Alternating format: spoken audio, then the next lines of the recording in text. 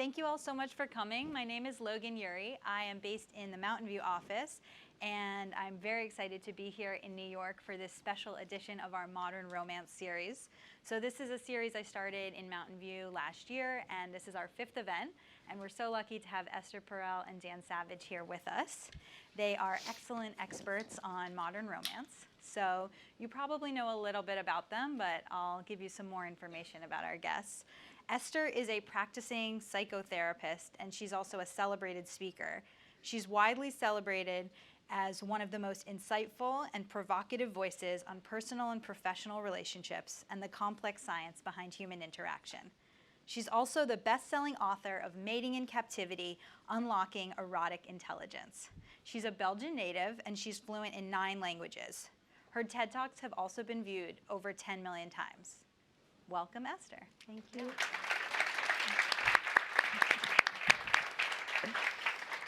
And of course, we also have Dan Savage with us. Dan is a writer, a TV personality, and an activist, best known for his political and social commentary, as well as his honest approach to sex, love, and relationships.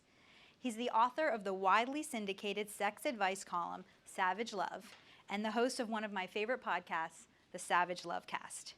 He's also written several best-selling books, including American Savage. Along with his husband, Terry Miller, he's the co-founder of the It Gets Better Project and their son, DJ. The co-founder of DJ. Yeah. Thought you would like that. Yeah. Welcome, Dan. So we're going to chat for a while, and then we'll leave 20 minutes at the end for questions, and we're also selling books, so don't miss out on that. So I want to start off with talking about infidelity. You've both written extensively. You didn't see that one coming. Yeah. Who would have guessed? I just want you all to know what you're in for today. So you've both written extensively on this topic, and because there is no universally agreed upon definition of infidelity, researchers estimate that anywhere between 26 to 75% of people cheat during relationships. Let's start by talking about why you think people cheat and what you think couples should do when there's been a betrayal. Feel free to jump in, either of you. You first. Me first? Yes.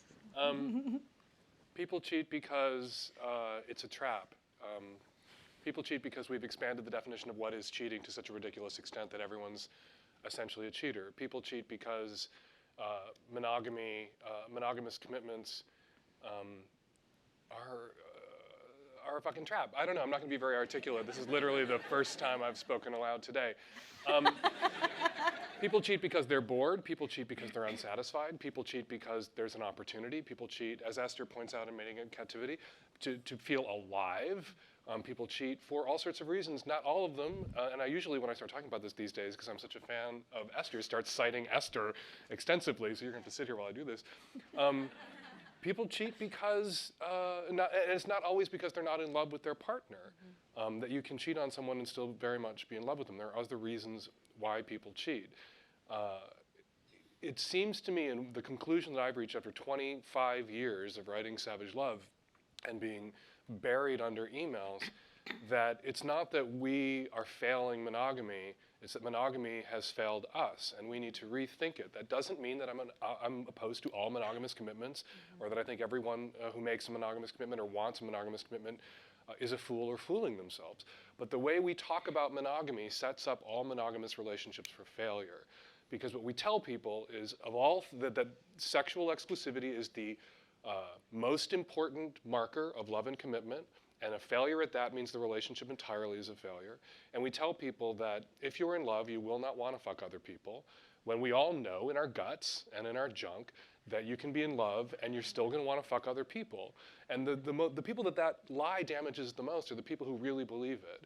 Because they are in love, they make a monogamous commitment, suddenly someone comes across their radar or walks in front of them in the gym, or they have a crush on someone at work, they suddenly want to fuck somebody else. And if they believe, because they've been told, that love and desire is this zero-sum game, where if you want to fuck somebody else, you must not be in love with your partner anymore, they will then act on that. That it undermines a monogamous commitment. It destroys relationships.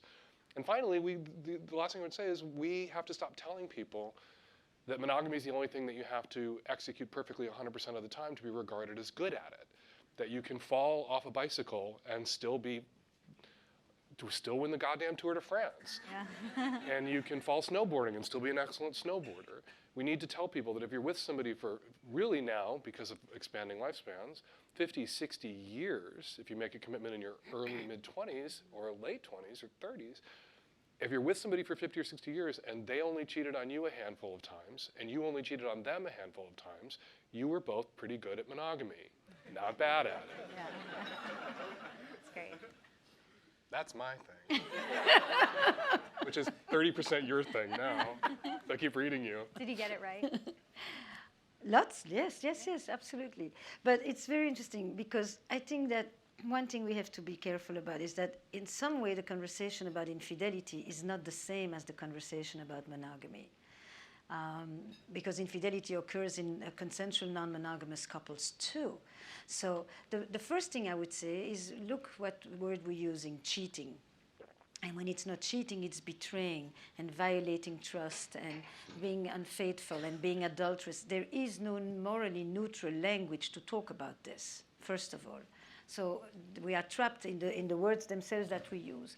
Most of history, monogamy was one person for life. And at this moment, monogamy is one person at a time. And so many of us go around saying, I am monogamous in all my relationships. And that seems totally natural. For most of history, faithfulness, fidelity, had nothing to do with love. It basically was an imposition on women by men in order to know who gets the cows and whose children are mine. And it was about patrimony and lineage, and it was about, and it was only a double standard. It was applied to women and rarely to men, actually, even if in the text it's written.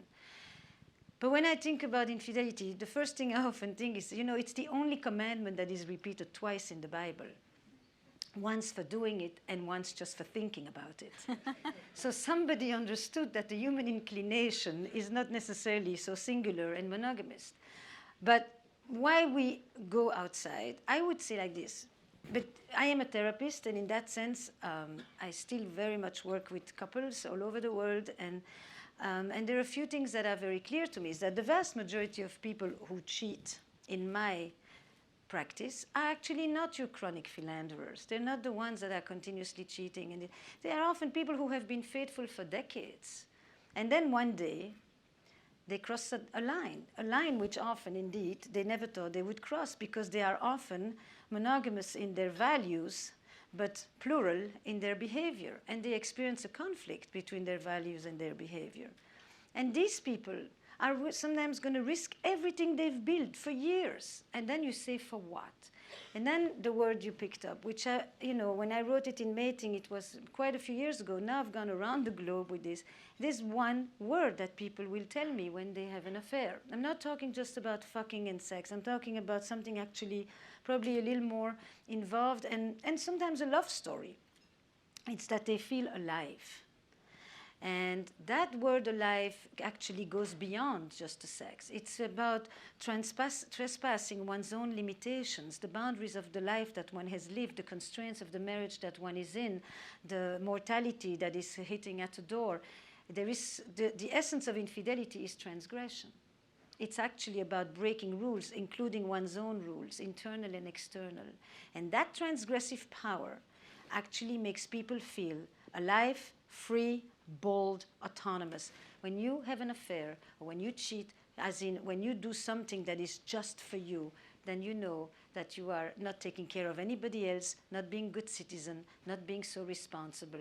And we've always had two sides to us, the sides of us that wants to be good and compliant and obedient and proper, and the side of us who thrives on breaking rules, just watch kids play. So that's the beginning. From the source. I would add one thing to all of that is that, monogamy was for millennia imposed on women. There were huge double standards.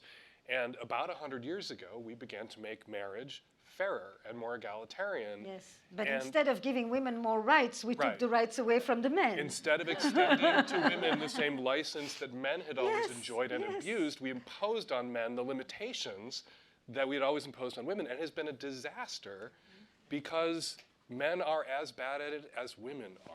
Or reverse. Women are as roaming as men.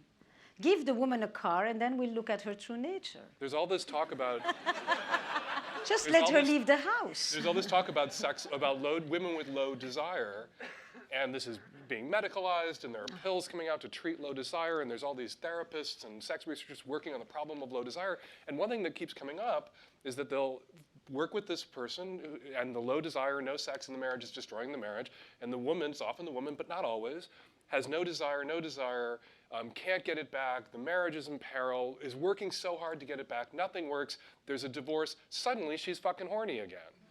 Because she has this opportunity now to be free again, and she didn't have that opportunity to be free in her marriage. And we have to find a way to give people freedom in their marriages and that autonomy within their marriages so that that desire for freedom and autonomy is not eating away at and corroding their marriages. May I add something? Yes. I mean, sorry, I think I am totally, the problem is we don't disagree that much. But if you listen carefully, there are places. We're in violent agreement up here. No, I mean, it's not just actually if she divorces. I think that there are two things I would add. The first one is that something that you said earlier, which I do want to emphasize. The romantic ideal that we are very much participants at, that is about 150 years, is that I'm going to be the chosen one, and I am it, and I'm irreplaceable, and I'm indispensable, and I'm the one. And when I'm the one, it means that you don't think or want or look at anyone else again. Hence, if you have everything you need with me, there's no need to go looking elsewhere. Hence, if you go looking elsewhere, it means that there is either something wrong with me, wrong with you, or wrong with us. And this is the current model of infidelity, is that it's a deficiency model. It only happens because there's something missing. And it's generally, but I always say that you can't, millions of people can't all be pathological after all. It's to turn it into a disease or a disorder when it is a phenomenon. And that combined with this kind of secret truth that is only beginning to come out, which is that in committed relationships, actually women get bored with monogamy much sooner than men. Males' desire goes down very gradually. Women's desire often plummets. And it's not the fault of the partner, and it's not the fault of marriage. It's that the institutionalization of the relationship, the familiarity with the partner, and particularly the desexualization of the roles. There is not much sexy to wife and to mother. And so whenever she has an opportunity to change the plot, her hormones change too. And it's that piece that actually, has been mistranslated. It's been decided that because she loses interest, her sex drive is less strong. First of all, we can question the concept of drive. But it's not that her drive is less strong. It's that in order to want sex, it needs to be sex that is worth wanting. And it's just not interesting enough. Great. So In her role, not with the partner, but in her role. Can I add something else? Yes. Let's chat. We don't No, know. we're just going to chat.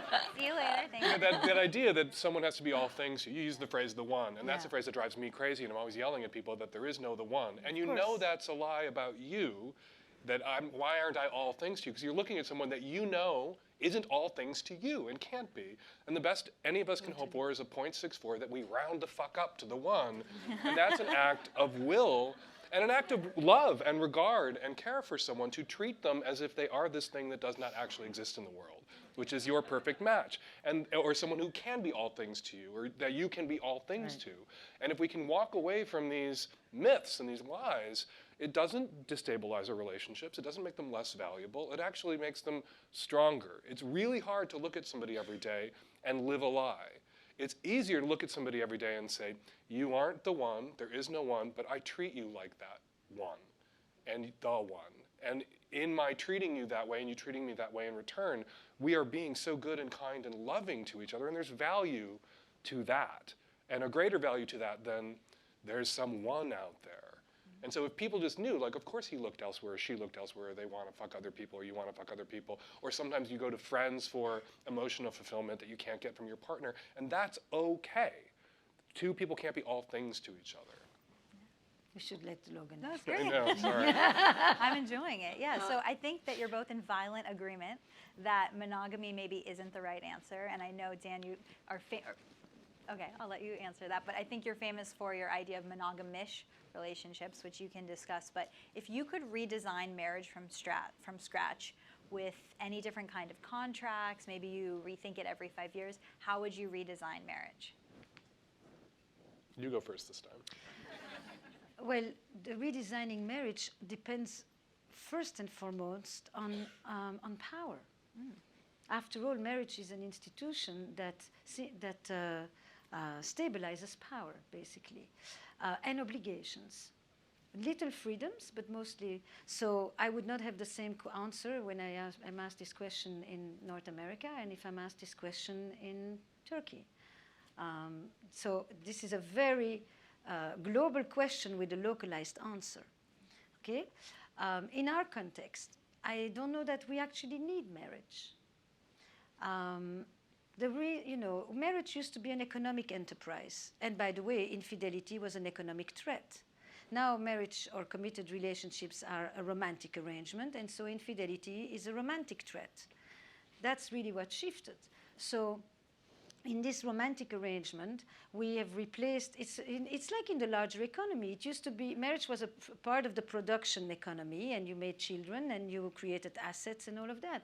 Now marriage is part of the service economy, like the general economy. In the service economy is intimacy, trust, affection, sex, that's service. So in the best sense of the word, right? Hence, trust has become so central as well. I don't know that we need marriage. I think that, but of course, you need a state that then takes care of things. That's why the Europeans marry way less than the Americans. Americans love to marry, by the way. They love to marry, and they can marry multiple times, and you can sit in an audience and say you're divorced 3 times, and nobody blinks an eye. But if I was to ask you here, has anybody here been unfaithful or been cheated on, not many of you would answer publicly, because the stigma has shifted. It used to be divorce, now it's infidelity. So I would redesign marriage, first of all. There needs to be equal power. There needs to be a system in which maternity leave is not a disability leave. Mm-hmm. There needs to be a system where there is affordable childcare and where there is family leave that is for both people. Then we can start to talk about relationships that are not going to crumble under pressure, or where the supposed equality suddenly topples completely the moment you have children, which is, after all, the primary thing for marriage. It needs to be a system that is fluid and flexible. Like any other organism, it doesn't survive if it doesn't straddle well stability and change, homeostasis and novelty. But if it does too much novelty and it's too unstable, it will be chaotic. And if it is too much stable and too much not changing, it will be fossilized. There is very little fluidity in marriage. Most people are creative and imaginative and pursuing and active and all of that before they marry. And then once they marry, many, many times, they will settle into a state of complacency in which you do the least amount. People treat their friends much better. They behave much better at work. They dress up much nicer when they go out with others. I mean, literally, the partner is often, the home is often the place where many people bring leftovers, actually, not the best of themselves. So it needs to be reevaluated every few years. This idea that we live twice as long, but we're going to stay with something undoable. And most people these days are going to marry 2 or 3 times in the West anyway. And some of us are going to do it with the same person. I would say that marriage has been redefined. Absolutely. And it would be wonderful if everyone was sort of up to speed on how thoroughly it's been redefined. During the marriage equality debate in this country, we, the homos, were accused of wanting to radically redefine marriage. And the truth was that straight people had already radically redefined marriage to an extent that no logical secular case could be made for excluding same-sex couples from the institution as straight people redefined it, lived it, and practiced it. It is now, after millennia being something very different, in the West, in this country, the legal union of 2 autonomous and equal individuals, period, the end. And the marriage is only as patriarchal as those 2 people in it choose to make it. A marriage can be monogamous or not, it can be for life or not, children or not, it can have a religious component or not. It's up to that couple. Every marriage is its own universe. And gay people said, same-sex couples, not all gay, said we want that too. And it's no longer a gendered institution. There don't have to be children, or children aren't required. Otherwise, Pat Buchanan's not really married to his vile wife. And if I were going to change anything about the definition of marriage, it's not so much I would change that definition. I'm very comfortable with that definition of marriage. I would change people's expectations around what marriage means over the long haul. As someone who is, as a gay dude, has been open about the fact that my husband and I are not monogamous, much to the consternation of some gay rights groups that were fighting for marriage equality and gay parenting organizations, because we're also parents, I'm often really offended by what you talk about, people who've been married 2 or 3 times, people who are monogamous in all of their relationships. Yes. Those people will look at me and say, I am not seriously in love with or committed to my partner because we are not monogamous. And then the next thing out of their mouth was, I've been monogamous in every relationship I've ever been in. All of my marriages, plural, have been monogamous. That's how committed I am, not to my partner, but to monogamy. And I find that idiotic. And if there's anything I would like to redefine or get into people's heads, is that marriage, particularly if it's for the long haul and the long term, it's going to evolve, there are going to be stages, it's going to change. What's very, very important a year in may not be so important 20 years in.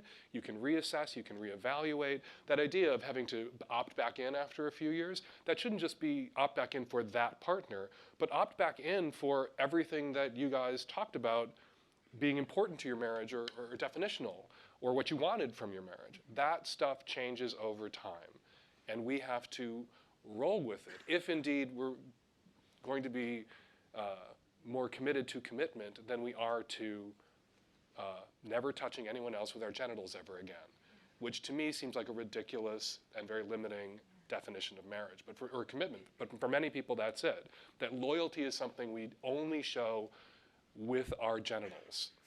Any other form of loyalty, any other way of expressing it has less value than have you touched anyone else with your dick ever again, if you're a guy, right? And I find that, I'm often accused of putting too much importance on sex, too much emphasis on sex. I think that puts too much emphasis on sex when you say that's the most important way of expressing love, commitment, loyalty, is with your genitalia. So if I was going to redefine it, I would yank that out. Well, But it's not in the definition. That's just an attitude that people have. Definitely. one of the great changes that took place is that you used to marry till death do us apart, and now you marry till love dies. That is a fundamental shift. And divorce laws have fundamentally changed as well. You need to be able to leave in order to be able to choose to stay. And that is not always the case. I think that, on many levels, there are certain freedoms that you have, like the redefinition of monogamy as a primary emotional commitment that may or may not be including sexual exclusiveness is one of the most important things that straight couples can learn from gay couples. Because in the straight discourse, that is always considered impossible.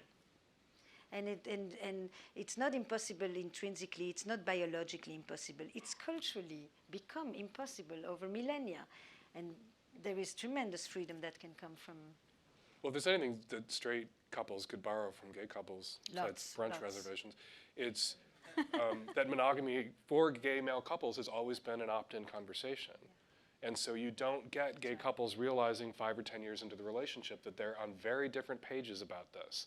But for straight couples, because monogamy is this default setting, and it's assumed, you get people who 2 years in, 5 years in, realize that they've either made a commitment that they're incapable of honoring because they just were dragged along by that cultural undertow, or they've committed to someone who is incapable of honoring that commitment because they couldn't have a conversation about whether that was a commitment that they wanted to make, whether monogamy was something that they were going to do.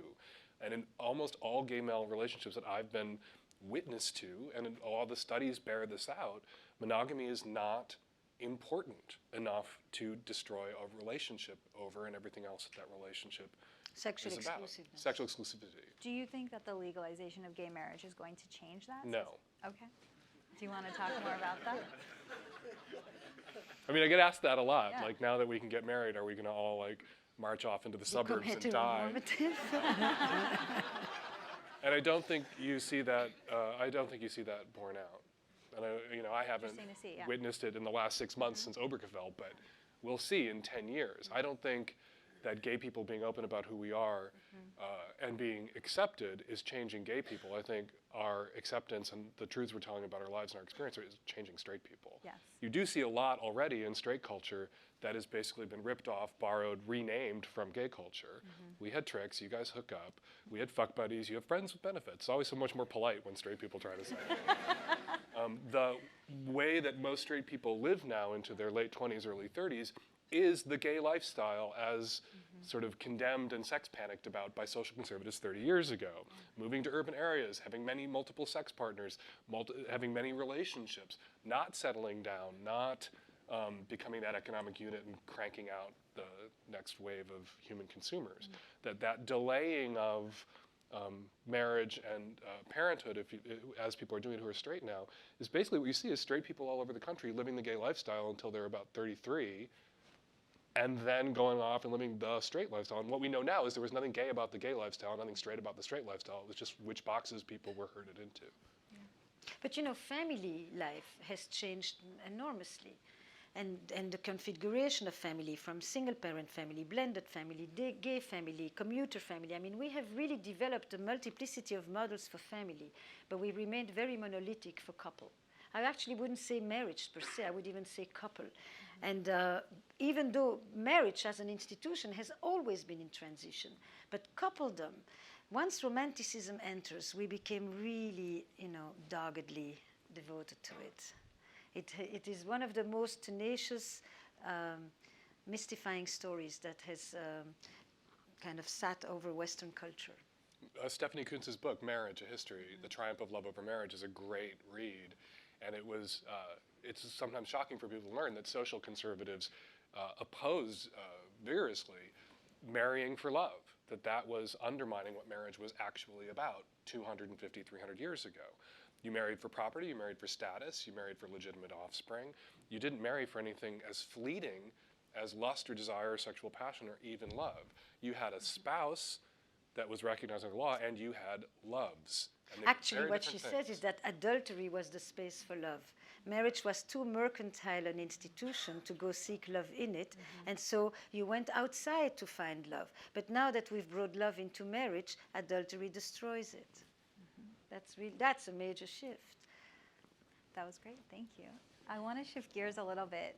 Dan, one of the topics that you're very passionate about is sex ed and how you find abstinence-only education very dangerous. So if you could design a class, either in high schools or online, that every person would be required to take before entering into adult relationships. Can we start at age 4, please? Yes, at age 4, preschool. Like it should be done, not high school? Okay, yeah. Let's hear. What would you want to teach people, there are people about in high having school with 4-year-olds. It's too healthy late in high school. Okay, preschool day 1. What should people be learning about healthy adult relationships? Oh my God, I'm a terrible person. A sex ed course needs to be comprehensive. It needs to start very young, and it needs to be age appropriate. But that terminology is so subjective that who's going to define what age appropriate is? There are people out there, many of them, who believe that a kid who's 18 is not yet ready for comprehensive sex ed because then that kid is going to want to have sex. If I were going to design the program, it would be ongoing, lifelong, comprehensive. It would be queer inclusive. It would address kink.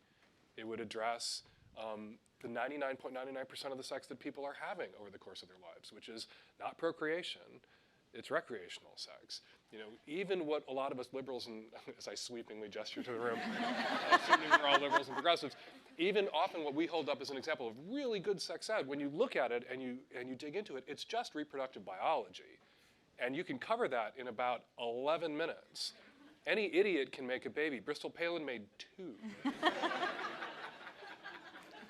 What trips people up is not fallopian tubes and zygotes and spermatozoa. What trips people up is consent, desire, what it means, and the 99.99% of the sex that people are having, which is sex for pleasure.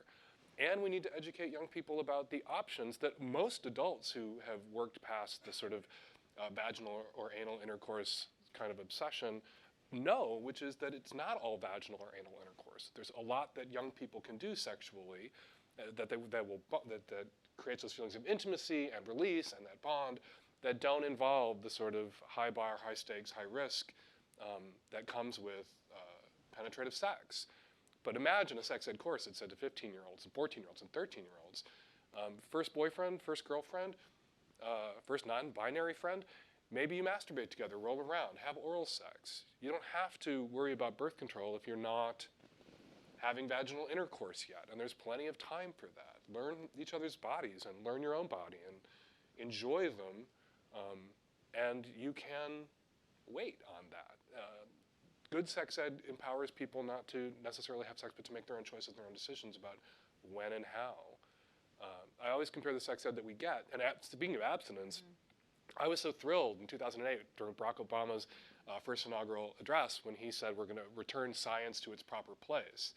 I thought that meant no more money for abstinence education, because the science has shown that not only doesn't it work, it backfires, because kids who've had abstinence-only sex education may delay sexual activity by about 6 months, but much less likely to use protection, so much likelier once 6 months later than their peers they're having sex to have an unplanned pregnancy, to contract a sexually transmitted infection. I thought it would be the end of it. But Republicans bundled up $250 million worth of funding for abstinence education with Obamacare, and put Obama in the position then of having to veto Obamacare to stop funding abstinence education. And so it's still out there. And in many places, it's the only sex ed kids get. And it's destructive, and it destroys the lives, not just of straight kids, but also of queer kids. And it's got to stop. Yeah. Particularly the reproductive biology. I always compare it to a driver's ed class where they teach you how the internal combustion engine works, but not how to steer, not how to brake, and not what the red hexagon at the end of the street means. Yeah. And so you give somebody keys to the car after that sex ed, or that driver's ed, and they're going to run over someone.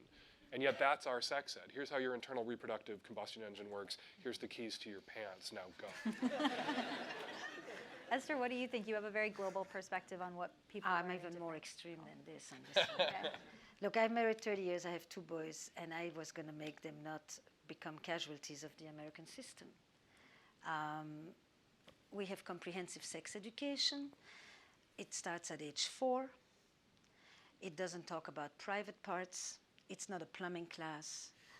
It is somewhat more procreative, but it connects. It talks about pleasure. It talks about love. It talks about relationship. This is the book you read for the 4-year-olds. It talks about how it compares with other living creatures. It is the one that I'm thinking of is definitely a heterosexual story, but it plants the seeds very clearly of this is part of how we relate, this is part of how we express our love, our connection, our fondness, this is pleasurable, etc., etc. And it establishes from the start freedom, autonomy, respect, pleasure, connection. That. I had one kid in public school in Manhattan. He had 2 hours of sex education. It went like this. 2 people came in. One said, when you have sex, you get AIDS. The other one said, I had sex, therefore I have AIDS. That was the end of his sex education. Very respectable public school in Manhattan.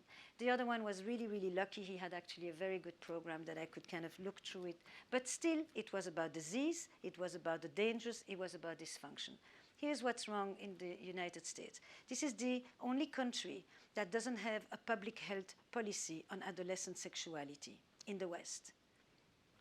Therefore, as a result of the abstinence campaigns, activity starts 2 years before the liberal Dutch. 8 times more teen pregnancy than all of the EU and 35 other countries combined, and a proliferation of STDs. There is, on the one hand, a complete madness around the politics of safety and the precautionary principle and all the assault stuff that you have on campus, and then you just swipe and you go and you fuck the next stranger. Here you can't talk to anybody, and here there is this, and these 2 extremes are typical. It's always a combination of repressive tactics and complete massive excess, with nothing that is just simply an integrated topic. Because in the US, sex is the risk factor. In Europe, being irresponsible is the risk factor. Sex is a natural part of life. As a result, you have posters all over the place about the fact that 14-year-olds, 15-year-olds will have sex and should use protection in order to be able to enjoy the sex, not in order to avoid getting sick. It's actually a very different conception. I can't even tell you where to begin with this. It's wrong from the start. It's wrong from the moment you have pink and blue. This total distinction. It starts from the fact that everything, that masculinity here is, if you don't have sports, for God's sakes, most men would never be touched. At this point, most millennials, this is all for me sexuality. Sexuality is not about doing the act sex. It's about being sexual people. It's about a way that it's the distinction between violence and everything else. It starts with the fact that I can go on and on. It's really so bad. The majority of boys at this point in the US get their sex education starting around age 11 from one source only, and that is porn. Only. Porn is perfectly fun, but it is a terrible sex education. It's really lousy sex ed. And if you leave a vacuum, you always get the people that come in that will take advantage of the vacuum. And then when you get a good English teacher that starts to teach sex education to the class, you get people coming in saying you shouldn't be doing this. It's a public health issue. It's not even, it touches at every level, because sexuality in every society is the place where you're going to find the most archaic, the most entrenched, the most rooted values of a society, and it's also the place where you're going to find the most radical progressive changes. It's really a lens into a society, and especially around violence. And so the fact that you don't have real comprehensive sex education, and it's at age 4. But why 4? Because at 4 you begin to know, where does grandma go when she dies? And so you have a conception of death. And once you know where we go, you also need to know where we come from, most of us. That's the first place why it is so young. But this is also a country who thinks that you only should start learning foreign languages in high school. Woo! Yeah. Dan, it sounds I think the problem all goes back to that Australia got the convicts, Canada got the French, and we got the Puritans. And it was a shitty deal. So Esther, you mentioned masculinity, and there's something that I heard you say in a podcast that really fascinated me around women and perfectionism. How women really need to feel sexy in order to have sex, and a lot of desire and passion is around the woman feeling sexy. And that's at odds with perfectionism, because the woman has a voice in her head that's always critical of herself. And I think this is a high-performing audience, and a lot of women here are trying to be the perfect employee, the perfect mother, the perfect spouse. Can you speak a little bit about femininity and desire and perfectionism? Wow. But I'm going to rephrase this a little bit. I'm going to say that being self-critical is one of the most effective tools of a consumer society. And it's not just a privilege of women, actually. I think men have their own list of things upon which they can feel not good enough or insufficient or inadequate. So in that sense, I would say something different. I think, and I think that that's probably, you need to tell me what you think about this, because we've actually not talked about this one. If you think about sexuality, I'm going to take a tiny detour. If you think about sexuality, and the experience of letting go, right? Letting go in order to be able to enjoy, in order to be able to experience pleasure and all of that. You think, then what is it that are the blocks that prevent letting go? In a straight narrative, you will often hear a man say, nothing turns me on more than for her to be turned on. Yes? Yeah? Because if she's turned on, then he knows he's not hurting her. She's into it. He can bypass the main frame obstacle for men, which is the predatory fear. If she's into it, if she likes it, then he doesn't have to worry. This is actually what he gets on screen. The woman on screen always likes it, never has a headache, always says me too, always says more, more, more, and he doesn't have to feel neither inadequate, nor afraid of rejection, nor worried if she likes it, which are the 3 most important internal experiences for men, psychologically, sexually. What is it for her? And this, why do I say it's the predatory fear? Because I think that the obstacle in sexuality is the opposite of the social role. If you are raised to be a protector, then the obstacle has to be that you need to free yourself from the role of being a protector in order to be able to enjoy, to play, and to have fun. For her, it's the parallel, same one. It's the taking care. She doesn't say nothing turns me on more than to see him turned on. or her turned on for that matter. It doesn't make a difference. If she's not into it, he can stand there with the biggest hard on, makes no dent. Shop is closed. Nothing's going to happen. What turns her on is to be the turn on. And that's the big secret of female sexuality, is that it is massively narcissistic. It's the opposite of the caring for others, of feeling responsible for others. If she can think about herself, then she can be into it. And in order to think about herself, she then needs to like herself. Hence, she can't be in a critical voice. That's the perfection piece. If she starts to think about everything about her that is not good enough, that she doesn't like, she will shut herself off. Before you ask a woman if she will make love to a man or to another woman, ask a woman if she would make love to herself. If she doesn't want to make love to herself, she won't let anybody else do it either. And that's where the perfection piece comes in. That voice is harder for her to extinguish because it is more self-reflexive than it is for him. And I think that between two guys, the predatory fear is not present in that same way. You have a level of freedom because of that. You're not busy making sure is the other person okay. They kind of know it when they are and when they're not. Not because they're excited, just physiologically. Not because of dick. Just you have the communication is because she also, you know, she spent so many thousands of years making sure that she doesn't let it be known that she likes it. Because if she likes it, she's going to be slut-shamed, whatever the language was for that before. So she has to wrap it in 5 layers of relatedness to make it clear that she likes it. So she doesn't know what she likes. So all she ends up saying is what she doesn't like. That she knows very well. Oh, the whole thing. Woo. That was great. You get it? Is this, I don't see you. Is this, am I speaking, this is, yeah? Somewhat? Okay. Fantastic. I agree. Yeah. That's great. One thing I did want to talk about was... Do you agree on two men? That it takes that the predatory fear is less present? Not always, because there can be differences around, you know, sometimes when people say two men together, they picture two men of sort of equal physical stature, age, social power, everything else. Mm-hmm. There can be kind of a radical power imbalance where then you begin to feel that, are you okay, are you okay, are you okay? Some of those dynamics can be replicated, I think, in same-sex relationships. Okay. So this is somewhat related to the sex ed question. Hookups.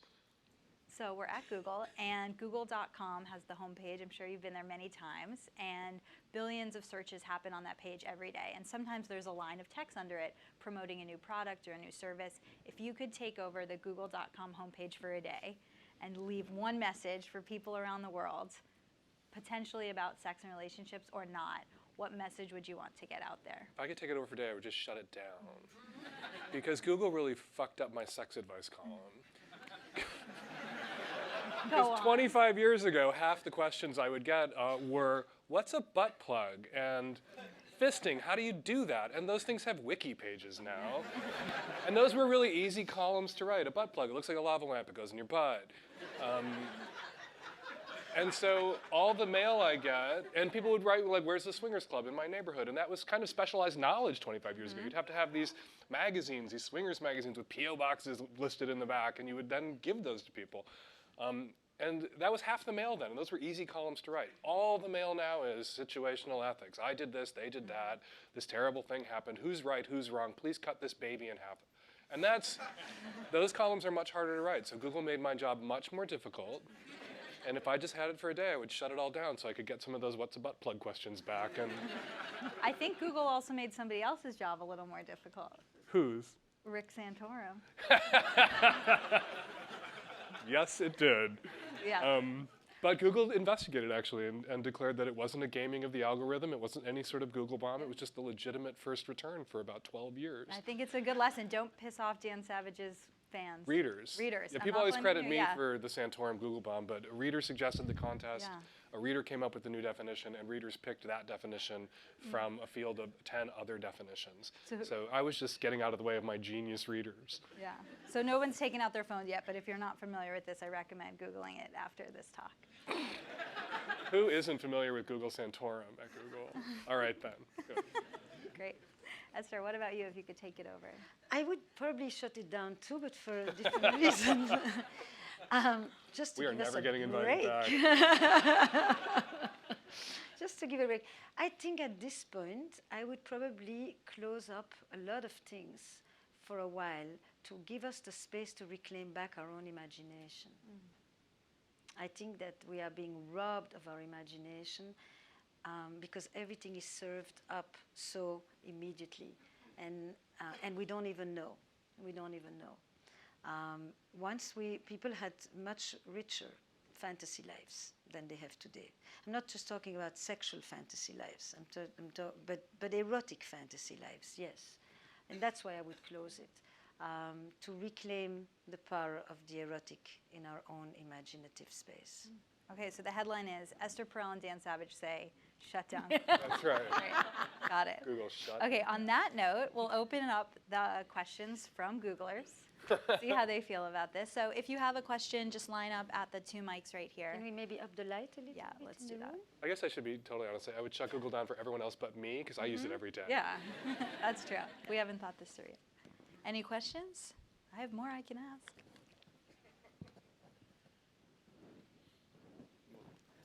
Howdy. I'm curious what maybe the 98th percentile of monogamous exclusive relationships look like the best case scenario. Like, does anyone actually pull it off? Yes. Okay. So yes, of course. And I think that monogamy is a continuum, right? I say it a little bit differently than when Dan says you've been good at it. I think that today, if we used to marry and have sex for the first time. Now we marry and we stop having sex with others. So when you arrive to committed relationships, you have not been monogamous.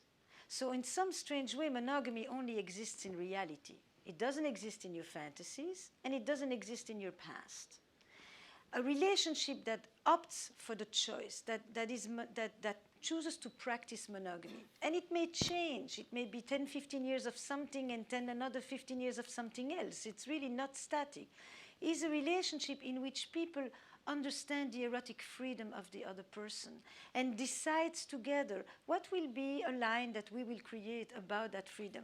That means that you have memories, that means that you may have your own fantasies, that means that sometimes you may flirt with people, that means that you may not flirt with people, that means that you may have friendships with the people from the other sex. You're asking about straight couples here, or all couples that are monogamous? I mean, I only care about the straight couples, but yeah. Because the friendship with the other sex is different in the same-sex couples. That's why I'm going to make the distinction. But basically, the first thing I would say is that couples, hetero couples who have a good monogamous relationships are couples who have talked about it. They didn't just assume it. They've kind of negotiated it. And their negotiation was a little more than just, I catch you and you're dead, which is the majority conversation in most straight couples. The only time straight couples talk about this stuff is after the shit hits the fan, when there's a crisis. When I suddenly discover I have herpes that I wasn't meant to have, when I suddenly discover a slew of texts in your phone that I didn't think were going to be there, etc., etc. So the first thing is it's a conversation. It's a conversation when things are good. It's a conversation that doesn't invite the other person to lie. And that tells you that because we can complain about the other person being a liar, but we sometimes need to check to what degree am I a lying invitee, right? I set it up in such a way that you're never going to tell me the truth. Third, I respect that your entire sexuality, that doesn't mean the act of sex, but your entire erotic world doesn't belong to me because we are married. You are still a sovereign, autonomous person. Fourth, there is permission, very much what Dan said, to recognize that you may have desires, attractions, crushes for other people, and it isn't instantly translated as, I'm not enough. And it is revisited over time. And it's couples who maintain a good erotic connection with each other, which has nothing to do with how often they have sex, how many orgasms they have, how hard, how long, how... It's really a way of being with each other that makes them remain adult, sexualized people, which is different from family. You can become monogamous in the family, and often that also becomes a kiss of death. Because really, if your head is screwed up well on your shoulders, you do not want sex in the family. Your partner is not your mama, your daddy, your best friend. Your partner is your partner. And that ability to see them as other is essential to the maintaining of an erotic connection in a monogamous relationship. Yeah? Yeah, Is that a good start? that's a great start. Usually people would define the 98th percentile, the best case scenario, is two people who made a monogamous commitment and honored it. They never fucked anybody else ever, and they got to be together 50 years and dropped dead one day. And that's the marriage victory finish line. Somebody Sex doesn't dies. start just when you fuck. No, I agree. I completely agree. I'm just being intentionally reductive. Right. I'm being a jerk on purpose. But that, you can say, if I told you there was this couple, and one cheated on the other cheated on the other, and they were together, 35 years, and there was a handful of infidelities, and there's this couple together 50 years, and neither ever cheated on each other. Which is the successful, going off that, which is the successful relationship and then the successful marriage? And everyone's going to say, without asking for any additional information, the 50-year perfectly executed monogamy, that's the loving, committed, successful relationship. Okay, alcoholism, physical violence, child abuse, and on and on and on in this relationship, not in that relationship. Now which one's the more successful? I just think that it's reductive to hold up monogamy as the most important measure of love, commitment, or success. But to answer your question, what would it look like? It would look like two people who made a monogamous commitment and didn't cheat. And a lot of people think they're in that relationship and are not. No, I'm sorry. For me, monogamous doesn't just mean, the idea is not just how not to break the rules and not how not to violate the trust. The idea is also how to be together as an erotic couple.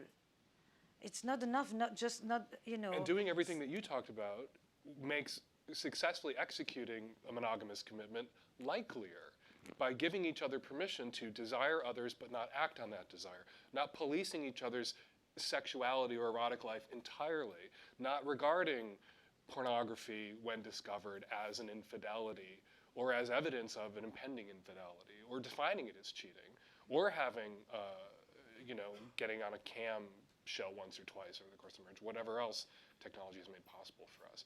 The more strict and insane your definitions of cheating are, the likelier you are to be cheated on. You want the sort of lowest bar definition of cheating if you want to be less likely to cheat or be cheated on over the course of a multi-decade marriage. Sorry. I think you were waiting for a while. I guess so, yeah. Hey, so I guess I had one question regarding the discussion on sex ed. So I guess in a way it almost comes as a surprise to me that that we need sex ed now, with the internet in place. I guess empirically, obviously there's a terrible case for that because, for example, as Dan brought up earlier, there's this result that says if people get abstinence-only sex education, then it does measurably take them longer to start having sex. So basically, clearly we do have some degree of influence. But I guess, I don't know, I mean, in my own personal case, when I was 12, I found savage love. And that was a big part of how this development happened. So I guess, yeah, what would you say about essentially should we expect that people will, because of tools like the internet, start to develop this stuff more independently? You would think that the availability of so much really good sex ed online, not just Savage Love, but all these other sites, including Planned Parenthood sites, Scarlet Teen, there's a lot of great sex ed information out there. But we also have kids growing up in a really sex-negative culture that puts it in their heads that if they go looking for that information, that they're dirty sex monsters and there's something wrong with them. And there's virtue in ignorance. And there's virtue in sex happening naturally and impulsively. If you lose control, that means there's so much love, passion there, and it sort of exonerates you for the dirty thing of having the sex.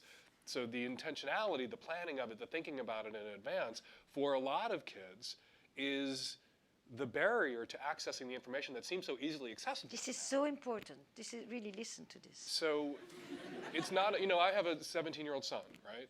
And we were hyper about sex ed with him, and particularly, a young teenage man, a boy in this country, also particularly very hyper about consent and what it meant and what it looked like. And that's something they do not teach in sex ed, because that's basically teaching young people how to talk people into fucking you.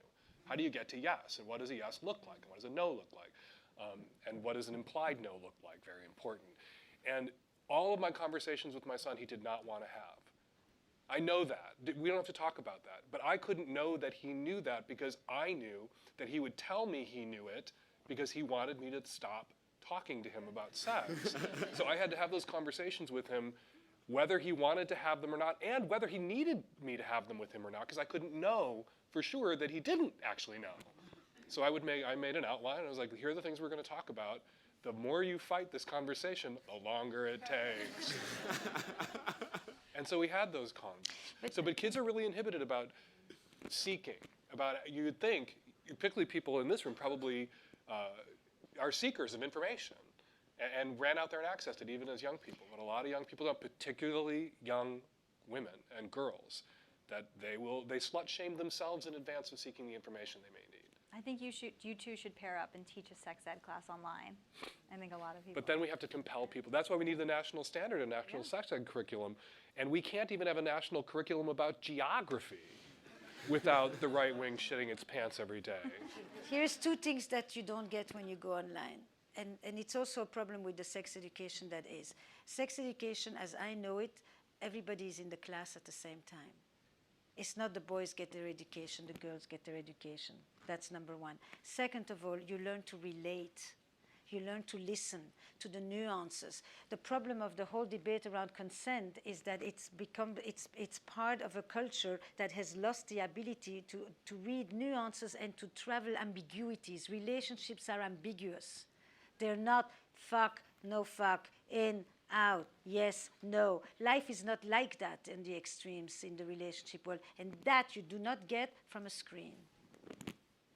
So we have time. And the other thing important about sex ed being mandatory and across the board is that we can be really proactive about educating our kids about sex, but our kids aren't going to sleep only with other people's the kids of other parents who are hyperactive about educating their kids. It's the stirring into the general population of kids who know nothing about sex that imperils all of our kids, whether they have good or decent sex education or not.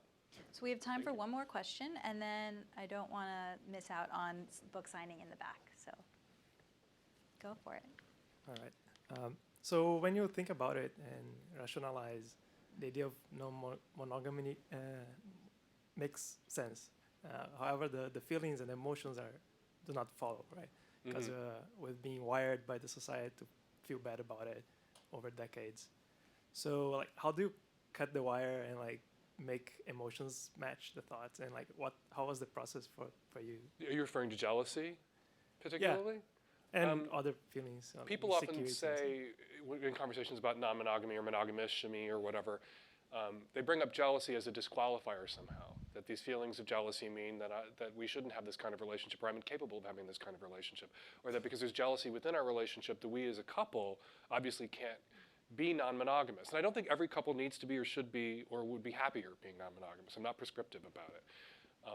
But it has been my experience that processing that jealousy and talking it out and working through it is how we demonstrated to each other that this was the right model for us, that we were capable of doing this. So it was in the handling of this thing that a lot of people think is some sort of disqualifying kryptonite that we developed the emotional tools and really the connection to do this thing. So I don't think jealousy as an emotion, as an experience, means you can't or shouldn't do it. It's how you process that and how you handle it. And it's case specific. Like for some people, jealousy is too powerful and too strong and too destabilizing and too risky. And so maybe a non-monogamous thing isn't the best idea for you, or not the best idea for you now. The first 4 years of my relationship with Terry, we were strictly monogamous because he was very, very jealous and a little insecure about everything and about it. But who he is now is very different from who he was 21 years ago. Our relationship is now old enough to drink in all 50 states. But differently maybe for me, if I have a position, it's that we need multiple models. We need something that breeds and that's alive and that changes and thrives. It's not, and if for you, you say, I like one person. Passion generally is monogamous. Passion doesn't share well. It's after. When you're passionate, you are single-minded. You're very, very focused on one person. And when you have had lots of insecurity in your life and massive trauma in your life, sometimes it makes you want to just have somebody that is there for you, that's reliable, stable, secure, and you do not want to have to deal with the unknown of multiples. We have lots of different pieces of us that come to this question. And the goal is not for you to try to see how can I be non-monogamous. If your nature, if your sensibility is one that is more single, stay like this. If you like it, if it works for you. If one day you change, then go accordingly to that. Don't align yourself with an ideology. The problem of the conversation of open-closed monogamy is that it becomes very quickly ideological and fractured and polarized. I don't think that's right. I think we need a conversation. Monogamy has evolved all along. I think that premarital sex was an inconceivable thing not too long ago. And today, having sex inside the relationship with others is for some people inconceivable. But it is the same line. It had all happened because somebody democratized contraception, by the way. Without that, we wouldn't be having this conversation. So you stay true to your sensibility and to your... While recognizing that your sensibility may change. Right. And what's working for you now may be something you need to revisit later, and you have that ability and that power to revisit later. This gets me in trouble with the non-monogamy sort of proselytizers when I say this, but in my, all anecdotal, but tons of mail and tons of eyewitness stuff, in my experience, the relationships that were non-monogamous out of the gate usually don't succeed, but then we can argue, like, what's the definition of success in a relationship? Together till you both dead? Or till one of you's dead is the idea. If you're together for 3 months, 6 months, 2 years, 10 years, 20 years, and you part, and you both learned, you both grew, there's still affection there, it was a low conflict relationship, and you both survived it, I think those relationships also have to be regarded as successful relationships. But if what you want is a long-term commitment, someone by your side, long haul, in my experience, and borne out by the male, and borne out by my, what I've seen in my communities, is the ones that are non-monogamous that first week aren't long-haul relationships. Not necessarily unsuccessful, but not long-haul. Great. Well, that's all we have time for, but thank you so much. This was a fascinating conversation. I can't wait for you to cut this out.